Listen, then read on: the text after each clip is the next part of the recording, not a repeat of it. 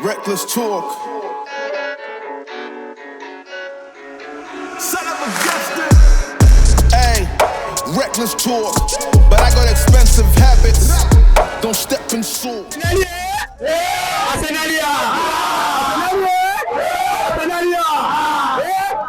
Morning, evening, afternoon, wherever you are, done from Kenya Goodness TV. It's Arsenal 0. What am I talking about? Arsenal 0. Sorry, my bad. It's Westham 0, Arsenal 6. Basically, here are our player ratings. So we start in the goalkeeping position. David Raya didn't have much to do by there. He was comfortable the whole game. The distribution was, dope. He's picking up form. He's settling in the team well. Rate him. How would you rate him out of 10? A 9. 9 out of 10. 9 out of 10. All right. Then you go to the left back position. Kiwor coming in for Zinchenko. I'd give him an 8. Okay. Yeah, he started off a bit shaky. Yep. But he didn't put a foot wrong.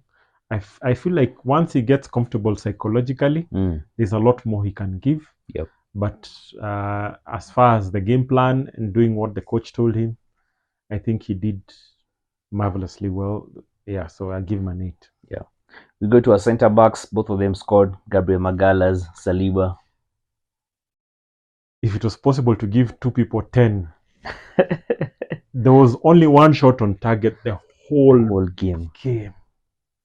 Imagine that. Only one shot on target. Oh. Okay, I've never given a 10, but I think today I'll give them a 10 because they just nullified the threats completely. 100%. 100%. Then you go to the right back, Ben White. Playing well.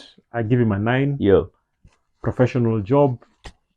Didn't do anything unnecessary. Didn't make silly mistakes. The Ben White we know and love. He's getting back. Perfect performance. Perfect performance. It's difficult to do a player rating when everybody did their job. Everybody did their job. That's the whole thing. All the departments, but they were working. The forwards were doing their job. Been complaining about the forwards. But they're now scoring goals. They're now scoring goals. Yeah. In fact, it would have been worse. That's the scary part. Yes. If they took the chances. At some point, I felt like, Mikel Arteta was like, no, just go easy on them. Let's just go easy on them. Because, you would have gone 10-0 by this game if you wanted to. Honestly speaking, but then he's like, go easy on them. Let's just rotate the whole thing. Then you go to the midfield. DM, Tractor, Jollof Rice. Scored a goal. Class. Harbour did celebrate. The only thing I'm scared about Rice is I hope he's not injured. But as usual, captain's performance, I'll also give him a 10. 100%. That's because he's always a 9. But today he scored. Yep. So I think I'll also give him a 10 because he marshaled the midfield superbly. I didn't put a foot wrong. They got frustrated. And he was part of the team goal that I think is the goal of the game. Yeah, perfect team goal, and then for the icing on the cake is Rice finishing it off. I give him a 10. You see, what makes the whole thing interesting that in the 2 games we lost, the Carabao Cup and the first leg in the Premier League, we had fans, the Westham fans, saying that sign for a big club. You should have signed for a big club. What are you talking about, man? What are these guys talking about? If not for Declan Rice, these guys would have won. These guys would have won nothing last season. Thanks to Declan Rice. I wonder what the celebration police are going to talk about. that we are. It's like going to a fight, Mike Tyson with a young boy. This was Declan Rice deserves it. He deserves respect. Performance. Yeah, and he deserves respect, but they're from the Western fans. So all these tantrums, all these nonsense. And he showed respect. He showed respect. Despite the fact of these guys dissing him, but he showed respect. He didn't celebrate. Class, complete class. Odegaard control the midfield. He controlled the midfield. A 9. I'd give him a 9. Yeah. A 9. I'm tempted to give him a 10. Sincerely, I'm tempted to give him a 10. He didn't put a foot wrong, but because the goal again has eluded him, I'll give him. If he scored a goal, I'd give him a 10. So Yeah. I'd give him a 9. All right. Then you go to Havertz. Havertz is slowly becoming that player. Yeah. I'll give him an 8 simply because I still feel there's just something lacking in terms of converting chances. But I think he's developing into something really great. He helps to mesh the midfield and the attack very well. He also helps in defending. If you observe him very well, he comes back a lot to help defend. You're right. So the things he does that people don't notice. Only like, a football player, by the way. Yeah, the defending, the simple. They look simple, but many teams can't do it. I mean, these guys were unable to touch the ball. It's because he was rarely losing the ball. 100%. 100%. Yeah. Then you go to our forwards. Bukayo Saka scored a penalty, scored a goal.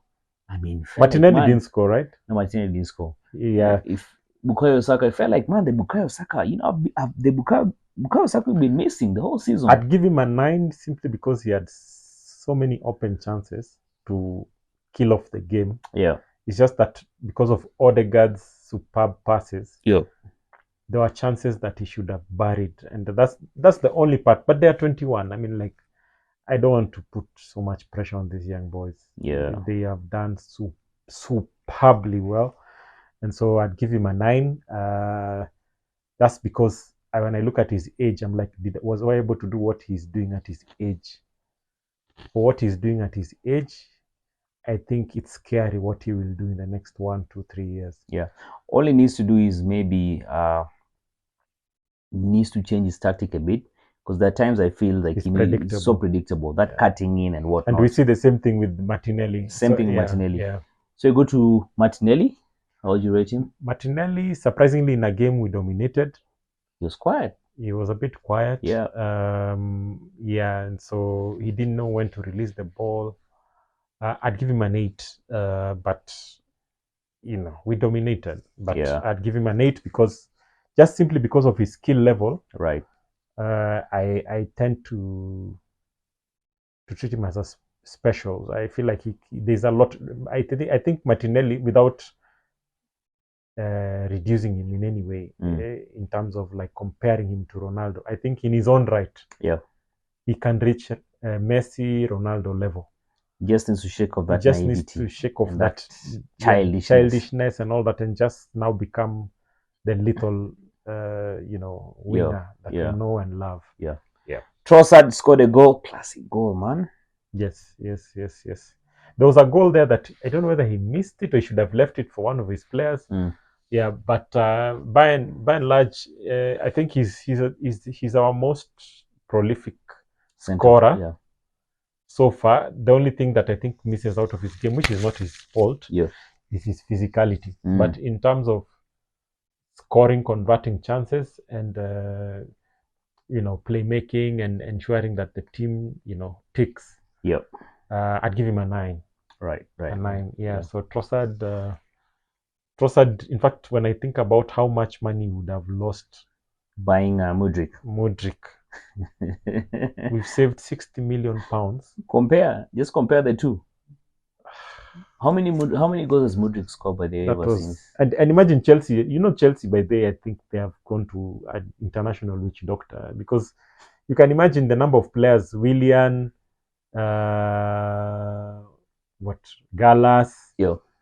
There are several players who've come from Chelsea who've been rubbish for us. Even the defender who came from Brazil, Luis.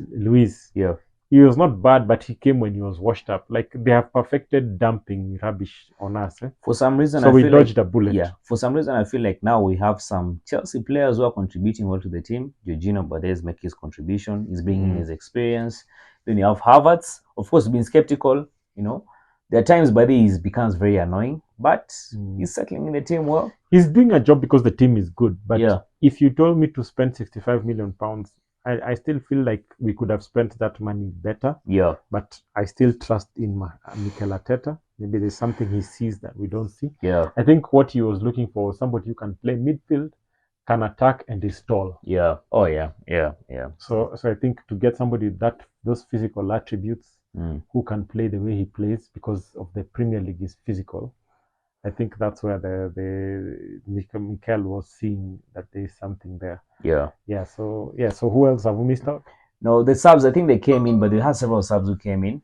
We really can't trade those guys, man. Even for the time he came, he only came like Nwaneri, and Nwaneri, and El Neni. Then we had Cedric as well. Yeah. Reece Nelson. Yeah. How do you rate them? I think we'll just rate them. For me, if I'm to rate them, I think I'll just give them because they didn't play the whole game.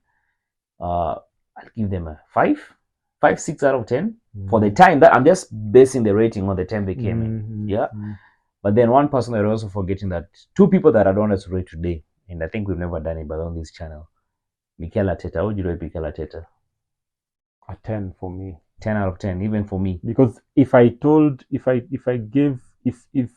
Pep was given the old Arsenal team, yeah, if any of these other good coaches, you see them, they've been privileged to get the very best players in the world, yeah, to coach. Mikel Arteta, even with a bad team, like you could be able to see some progress. He's been building it brick by brick. Yeah, because Nketiah, I mean, he can't even fit in the top 5, top 16, but we manage. I'll say this, like you see the players who came in, but then the second half today, chances are I don't see them getting a new contract next season. Those are players you need to sign off. Need to just get rid of them. Get out of our books. Yeah. And the only thing I don't know what they will do about is when you look at, and that's why the youth come in now, Nwaneri, is when you look at Eddie, and when you look at which other English player do we have? So we have Eddie, Ramsdale. Those are English, and you know there's a certain quota every Premier League club has to have of English players. Yeah. So when you lose English players, because English players are more expensive than most people, even though they are not that good. Same to Reece Nelson, but the Reece Nelson. Yes, those are the name I was looking for. Yeah. If we lose Reece Nelson and Eddie, we're losing 2 English players. You see, and most likely even Rams. I don't think Ramsdale will survive playing on the bench. Yeah, I don't think he'll survive playing, because he's usually the goalkeeper. He's usually selected by then the England squad. Yeah. So you can't make it as playing as a backup. Yeah, as a backup. The referee, I think he handled it well. I'd give him an 8. Yeah. I didn't see too many incidences. Yeah. But that's down to how we played. I think tactically, and that's why I gave Arteta a 10.